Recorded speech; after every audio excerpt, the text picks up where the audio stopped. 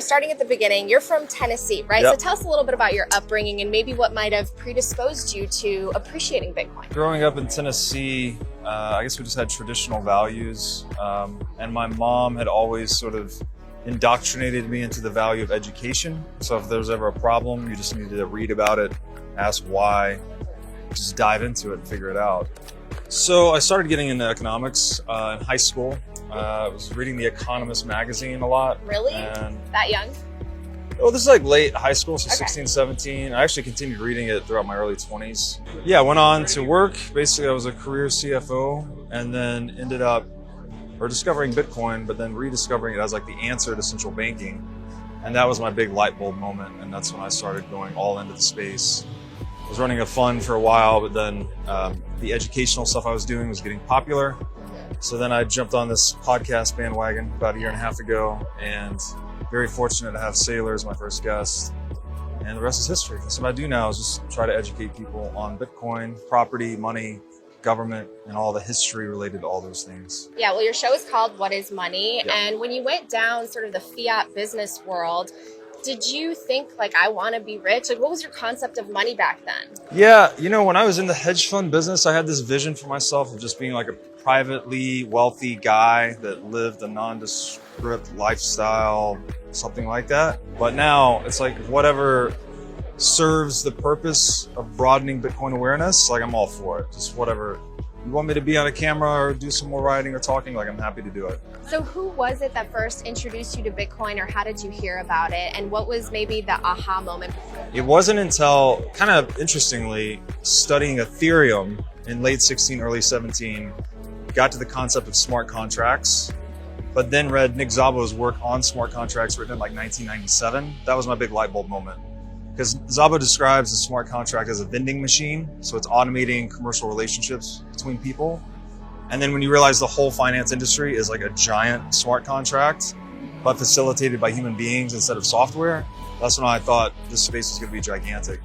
So started allocating into crypto assets, started a fund that was originally multi-strategy, multi-asset, and just kept going down the Bitcoin rabbit hole. Like the more I studied about Bitcoin, the more I came to see it as disruptive to gold, disruptive to central banking, and ultimately disruptive to global warfare. Was that article that really started your trajectory to being a voice in the space, the one about the number 0? That's been my most successful piece to date, for sure. I had written some things before that, but that piece was written in an effort to answer the question, what makes Bitcoin different than all the other coins? And so I was just digging into history, looking for the example of an unstoppable idea. Like, what does that actually look like?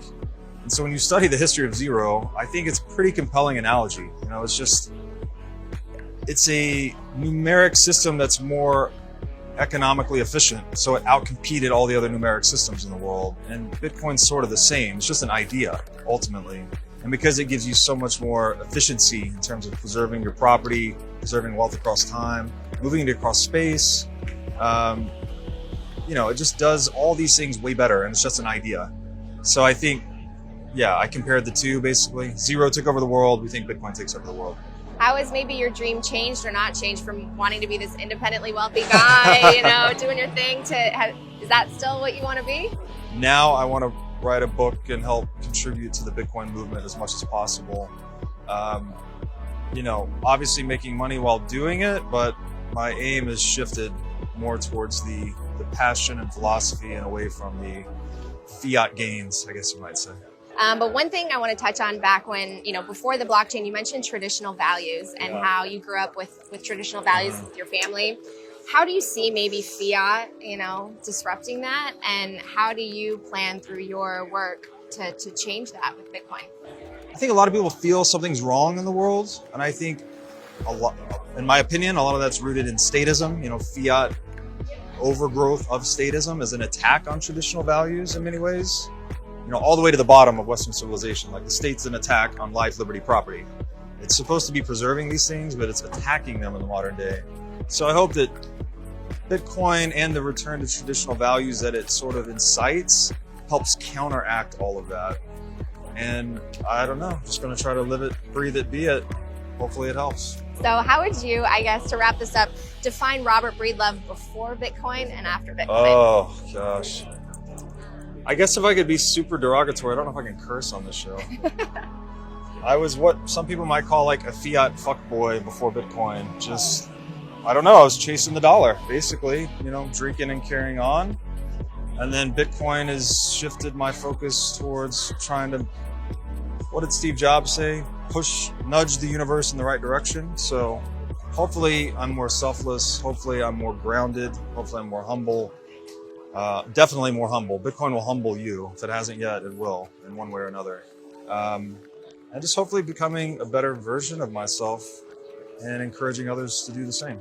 So. And now you're potentially returning to your roots, right? Yeah. Maybe on the way back to Tennessee, it looks like, at least part of the year. So, yeah. Well, thank you so much. Yeah, thanks so much.